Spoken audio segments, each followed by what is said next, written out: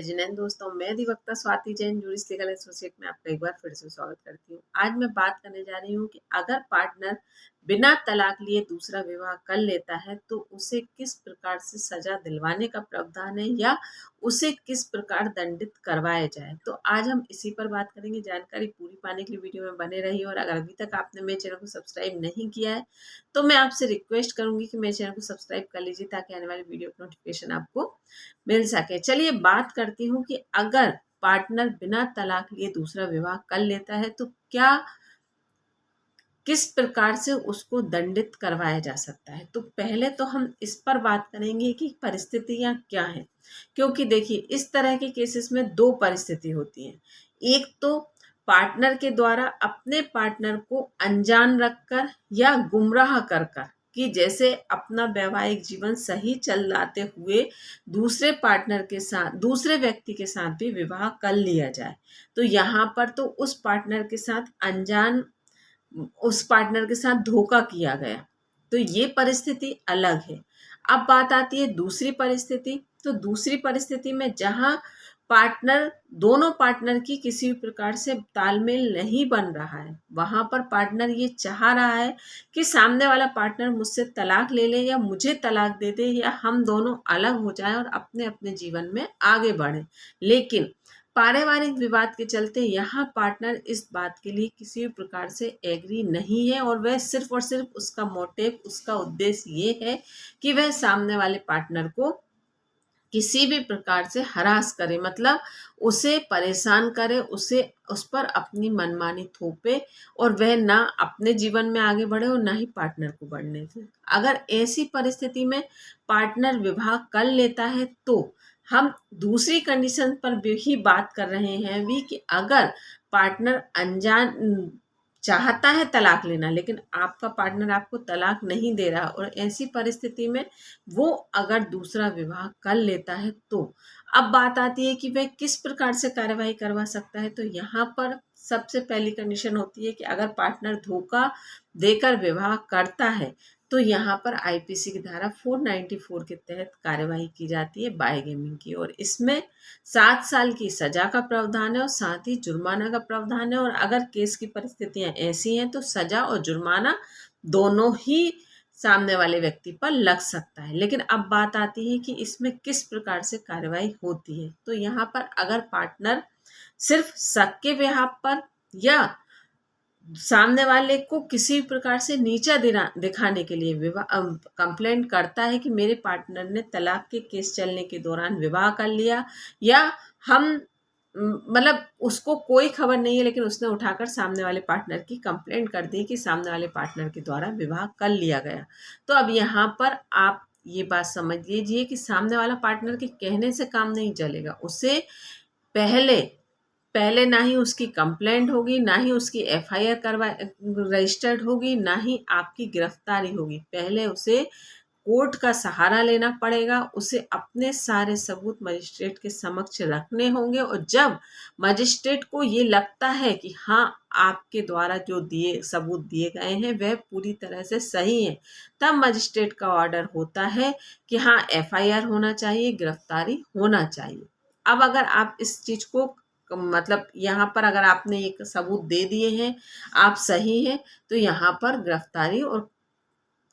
FIR दोनों हो जाएंगी। लेकिन अब बात आती है कि यहाँ पर अगर इस गिरफ्तारी होने के बाद आप चाहें तो जमानत भी ले सकते हैं, क्योंकि ये एक आसंज्ञेय अपराध है, इसमें बेल मिलना बहुत इजीली पॉसिबल होता है। तो आप सिंगल डे में मतलब उसी दिन आप बेल भी ले सकते हैं, उसके बाद आप अपील में जाते हैं और यहाँ पर आपकी सुनवाई होती है। तो यहाँ पर इस तरह से केस चलने लगेगा और यहाँ पर केस चलने के दौरान भी प्रूफ करने की जिम्मेदारी उस व्यक्ति की होगी जिसके द्वारा कंप्लेंट की गई है। स्वाभाविक है, जब आपके द्वारा कंप्लेंट की गई है तो आप कहीं ना कहीं एविडेंस इस प्रकार से देंगे। तो अब जहां आपने ये एविडेंस दिए थे कोर्ट में, तो वो ही पूरी तरीके से काम नहीं करेंगे, क्योंकि हिंदू विवाह अधिनियम 1955 की धारा में स्पष्ट लिखा है 5 और 7 में कि यहाँ पर रीति रिवाजों से, रूढ़ियों से के आधार पर, मतलब जिस तरह से आपके कल्चर में विवाह होता है, आपको उसी के अकॉर्डिंग अगर आप विवाह करते हैं तो वही आपका मान्य है। मतलब मांग भरना, सिंदूर लगाना, बरमाला पहनाना, 7 फेरे लेना, मतलब जिसके कल्चर में जो चीज़ शामिल है, अगर उसी हिसाब से विवाह किया जाता है तो वह विवाह मान्य होगा, अन्यथा और कोई विवाह मान्य नहीं होगा। मतलब उसमें सारे, या तो आप कोर्ट मैरिज करते हैं, जैसे कि कोर्ट मैरिज का एविडेंस देते हैं कि कोर्ट मैरिज करने में सारे आपने प्रूफ दिए, कोर्ट मैरिज है आपकी तो आपको वो देना चाहिए, या आपने हिंदू हिंदू पद्धति से किया है तो आपको वो सारी चीज़ें, जैसे कोई वीडियोग्राफ्स है या फोटोग्राफ्स हैं, लेकिन वो फर्स्ट मतलब पहली डिवाइस से ही आपकी वो सारी चीज़ें होना चाहिए। ऐसा नहीं कि आपने कहीं से भी कहीं लेकर और किसी भी 2 लोगों के साथ खड़े होने से आप ये प्रूफ कर रहे हैं कि ये मैरिड है, तो इस तरह से ये चीज़ें नहीं चलने वाली हैं। तो आपको फर्स्ट डिवाइस ही न्यायालय के समक्ष सबूत के तौर पर रखनी पड़ेगी, अगर आप इलेक्ट्रॉनिक डिवाइस का एविडेंस के तौर पर सहारा लेते हैं तो आप यहाँ पर ये बात समझ लीजिए कि जब तक आप ये चीज़ प्रूफ नहीं करते हैं तब तक इस प्रकार से आपकी बात मान्य नहीं होगी। और यहाँ पर अगर महिला हो या पुरुष हो, जब तक इस चीज़ को साबित नहीं करेंगे तब तक इसे हम सेकंड विवाह में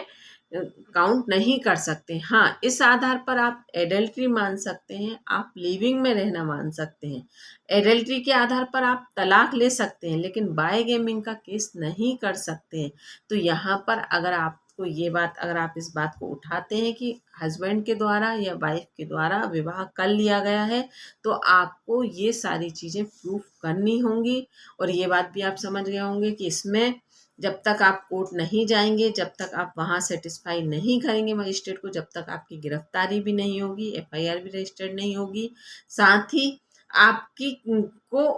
1 डे में आपको जमानत भी मिल जाएगी। तो यहाँ पर अगर ऐसी परिस्थितियाँ आपके केस में हैं तो आप यहाँ पर सोच समझ कर कदम उठाएं, चाहे कंप्लेंट करने वाला हो या चाहे जिसके खिलाफ कंप्लेंट हो रही है उसके खिलाफ। तो ये दोनों ही बातें दोनों पर ही लागू होती हैं। ये वीडियो पूरी तरीके से कॉमन है, क्योंकि आज की तारीख में ये जनरली है कि जहां दूसरे पार्टनर के द्वारा अगर रहने से इनकार किया जाए या परिस्थितियां ऐसी हैं कि जहां साथ रहना संभव नहीं है, तो यहाँ पर मैच्योरिटी दिखाकर लड़के या लड़की के द्वारा ये चीज़ नहीं की जाती कि जहां हमारा रिश्ता नहीं बच सकता हम उस रिश्ते को वहीं ख़त्म करें और आगे अपने रिश्ते में अपने जीवन में आगे बढ़ें। यहाँ पर आरोप लगाने में अपना जीवन, समय और पैसा दोनों बर्बाद करते हैं, लड़के और लड़की दोनों के साथ। और इन केसों में ऐसी परिस्थितियां निर्मित होती हैं जहां आप एलिगेशंस लगाते हैं कि विवाह कर लिया या एडल्ट्री में है। लेकिन यहाँ पर मैं दोनों से यही कहूँगी कि जब आप अपने पार्टनर के साथ रहना ही नहीं चाहते तो वह अपने जीवन में किस प्रकार आगे बढ़ रहा है, इस बात पर आप क्यों ध्यान लगाकर अपना समय और पैसा बर्बाद करते हैं। अगर जानकारी अच्छी लगी हो तो मैं आपसे रिक्वेस्ट करूंगी कि ये वीडियो किसी को शेयर भी कर सकते हैं आप। अगर किसी की हेल्प होगी तो मुझे अच्छा लगेगा। धन्यवाद।